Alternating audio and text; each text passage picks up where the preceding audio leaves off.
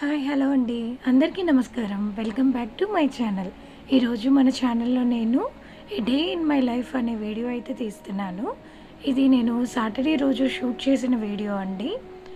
నేను ఇంట్లో ఏమేమి చేశాను అనేది ఒక చిన్న బ్రీఫ్గా అయితే ఈ వీడియోలో చూపిస్తాను. ఆ రోజు సెకండ్ సాటర్డే వచ్చిందండి. పిల్లలకి స్కూల్ కూడా లేదు. సో అందుకని నేనైతే కుంకుడుకాయలతో స్నానం చేపిద్దాం, తల స్నానం అని ముందుగానే నానబెడుతున్నాను ఈవినింగ్ కోసం.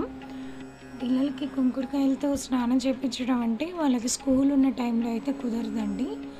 అందుకే వాళ్ళకి స్కూల్ లేనప్పుడే నేను మ్యాక్సిమం కుంకుడుకాయలతో వాళ్ళకి తల స్నానం చేపిస్తాను. నేనైతే ఆ రోజు టిఫిన్ కోసం అయితే రాగి జావ కాసాను.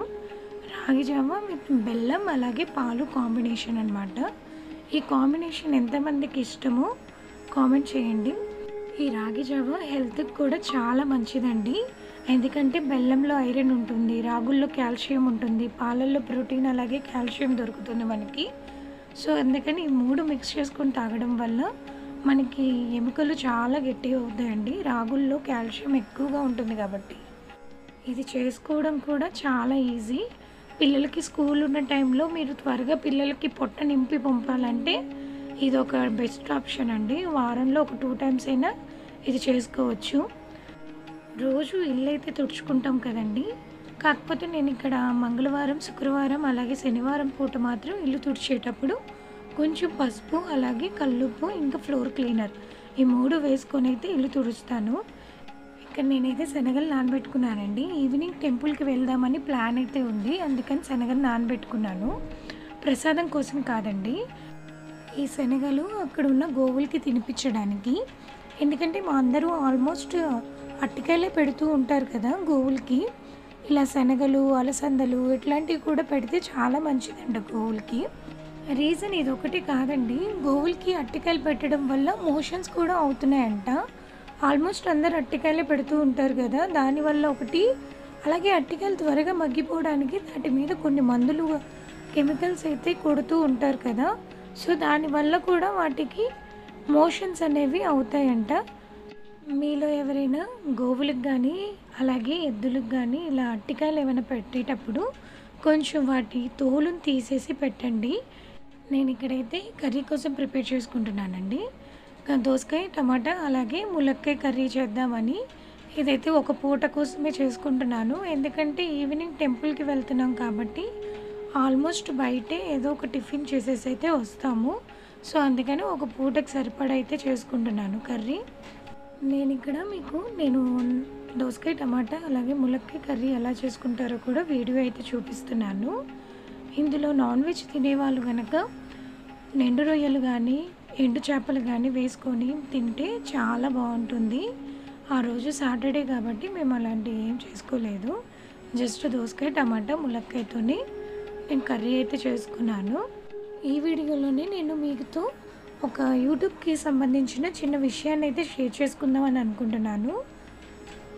రీసెంట్గా మనకి యూట్యూబ్ నుంచి ఒక నోటిఫికేషన్ అయితే వదిలారండి.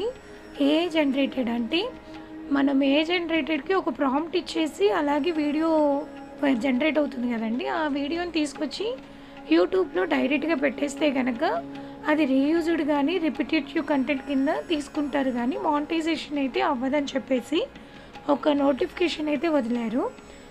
అలాంటి వీడియోస్ అయితే మనకి మానిటైజేషన్ అవ్వాలంటే మీరు పక్కన ఒక లేయర్గా కనిపించి వాయిస్ ఓవర్ అయినా ఇవ్వాలి, లేకపోతే మీరు కనపడడం ఇష్టం లేకపోతే ఆ వీడియోకి వాయిస్ ఓవర్ ఇచ్చినా కూడా మీకు మానిటైజేషన్ అయితే అవుతుంది.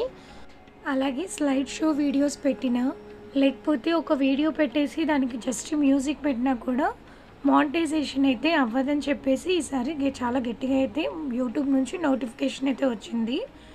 ఎవరికైనా యూట్యూబ్ ఛానల్స్ కనుక ఉంటే చాలా జాగ్రత్తగా మెయింటైన్ చేయండి. ఇంకా మధ్యాహ్నం లంచ్ కంప్లీట్ చేసుకొని అందరం అయితే కాసేపు పడుకున్నాము. ఒక చిన్న కునుకు అయితే తీసుకున్నాము. ఇంకా తర్వాత ఈవినింగ్ లేచినాక ఇంకా బట్టలు మడతేయడం, ఇంకా అలాగే అంట్లు ఉన్నాయి కదా ఇవన్నీ క్లీన్ చేసేసుకొని ఇంకా పిల్లలకి తలస్నానం చేపించేసి రెడీ అవుద్దామని చెప్పి టెంపుల్కి ఇంకా స్టార్ట్ అయ్యామండి. మేము టెంపుల్కి ఎప్పుడు వెళ్ళినా కూడా మ్యాక్సిమం 7-7:30 ఆ టైంకి వెళ్తాం. మేము ఎక్కువగా విజయవాడ వెళ్ళినా కూడా ఆల్మోస్ట్ ఈ టైంకి దర్శనం అయ్యేటట్లు చూసుకుంటాము. మాకు ఈ టైంకి వెళ్తేనే చాలా ప్రశాంతంగా ఉంటుంది.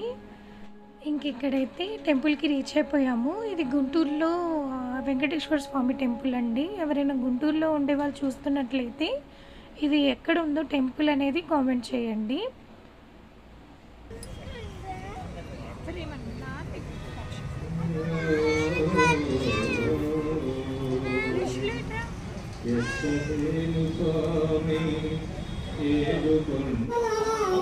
గోవిందా గోవిందా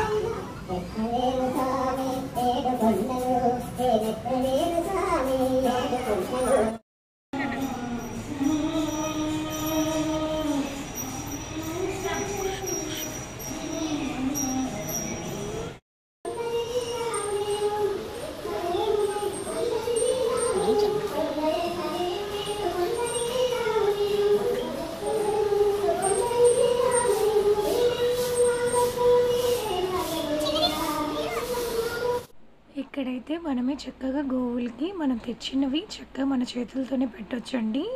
అలాగే అక్కడ వెళ్ళిన ప్రతి ఒక్కరికి కూడా ఇలా గడ్డినైతే ఇస్తారనమాట గోవులకి తినిపించమని. దీనికి ఎటువంటి పేమెంట్ ఎట్లాంటివి ఏమి తీసుకోరు. మనం తెచ్చినవి వాళ్ళు చక్కగా తినిపించమని పంపిస్తారు.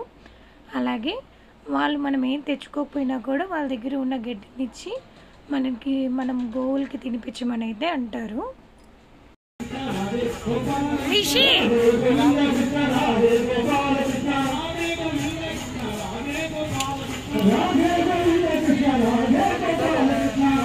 ఇటు